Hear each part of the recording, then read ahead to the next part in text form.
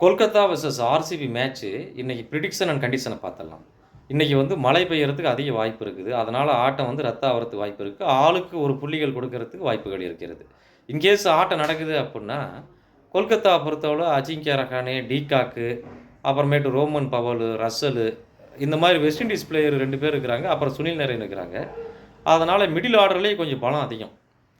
பவுலிங்கிலே பார்த்தீங்கன்னா, வருண் சக்கரவர்த்தி, ஹர்ஷித் ராணா, அப்புறமேட்டு பார்த்தீங்கன்னா, வைபவ் அரோரா இவைங்கள் பவுலிங்லேயும் பலமா வச்சிருக்காங்க. அது இல்லாம டிஃபெண்டிங் சாம்பியனா இருக்கிறாங்க.